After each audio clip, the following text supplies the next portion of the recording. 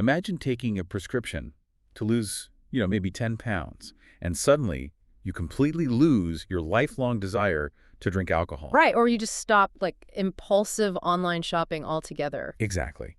So today's deep dive is all about how GLP-1 drugs, like Ozempic and semaglutide, aren't just shrinking waistlines. They are actively rewiring the human brain. Which is wild to think about. It really is. Now, a quick but crucial reminder before we jump in. We are not medical professionals. We're just curious guides, synthesizing a stack of recent clinical trials, surveys, and preprints for you. So always consult your doctor about your own health. Yeah, please do. But the data we're analyzing today, it paints a fascinating picture. I mean, a drug originally designed to manage blood sugar is essentially infiltrating the central nervous system. Okay, let's unpack this. Because you can think of your brain's reward system as like a volume dial, right? Yeah, that's a good way to look at it. And for a lot of people, these GLP-1s are basically turning that dial down. Right. And if you're someone constantly fighting cravings, a lower volume brings some much-needed peace. There was a recent Levity survey of over 1,000 users. Oh, yeah, I saw that one. Yeah, it found that 73% of people taking GLP-1s actually reduced their substance use. Gen Z users even reported a sharp drop in impulsive online shopping. Wait, really? Like shopping and excessive screen time just dropped? Just dropped.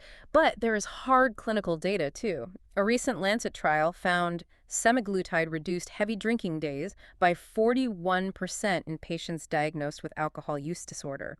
What's fascinating here is the underlying mechanism. Which is what exactly? Well, these drugs dampen the mesolimbic dopamine system. So in plain English, they interrupt the loop between craving and consumption. By blunting that reward high, your brain usually associates with those addictive behaviors, right? Yeah, exactly. But wait, I have to push back on this a little bit. If the drug blunts the reward of our bad habits, doesn't it also, blunt the joy of our good ones? That is a very valid point. Like, are we just throwing a neurochemical wet blanket over all human pleasure? Well, that wet blanket effect is the exact reason researchers are raising alarms right now. Because for some individuals, it isn't a peaceful quiet at all. It becomes total numbness. Oh, wow. Yeah, a review over at preprints.org explored this. They looked at people who have a genetic baseline of low dopamine. Which is called hypodopaminergia. Right. And those individuals can actually develop reward deficiency syndrome when taking GLP-1s. Because their volume dial was already set low to begin with, so the drug essentially just mutes it entirely. Yes, and that dampening effect leads to severe anhedonia, which is basically a complete inability to feel pleasure. It sounds terrifying. It is. It's triggering intense anxiety, suicidal ideation, and in some documented cases, even severely exacerbating conditions like hemiplegic migraines. Oh, man. So this is why there's an urgent push for clinical screening prior to prescribing these. Exactly. Simple things like the PHQ-9 depression tests. Because your experience relies so heavily on your personal genetic antecedents. It's almost like wearing a pair of dark sunglasses. Like, they are great if you're stepping out into a blindingly sunny day. Which would be the hyperdopaminergia. Right. But it is incredibly dangerous if you're already driving in the dark. That is a perfect analogy. But dopamine is just one neurotransmitter. If these drugs can cross into the brain to alter our reward pathways, researchers realize something else. What's that? They might also be able to reach and repair damaged brain cells in neurodegenerative diseases. Wait, I'm looking at this Frontiers review on Alzheimer's and Parkinson's right now. Why are researchers testing a diabetes drug for memory loss? Well, because we are starting to view Alzheimer's as type 3 diabetes. It's essentially insulin resistance localized in the brain. Oh, that makes sense. And the clinical trials are showing remarkable biological effects.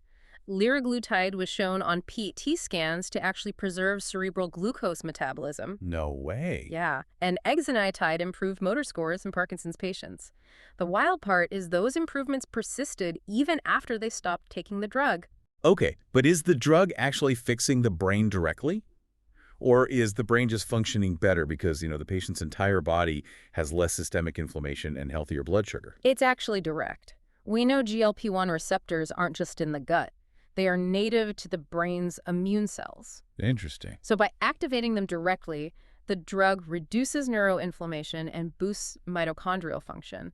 Essentially, it's fixing the batteries inside your brain cells so they have the energy to repair themselves. So it's like, think of insulin like a key that lets fuel into your brain cells. In Alzheimer's, the locks are jammed. Right. So GLP-1 seem to be acting like WD-40, basically unjamming those logs so the brain can finally feed itself again. Exactly. And this is why the era of precision medicine is really here. These molecules are powerful tools. Yeah, they can clearly be a lifesaver or a nightmare. Totally, depending on your unique biology. The old one-size-fits-all approach to medical treatment is just becoming obsolete.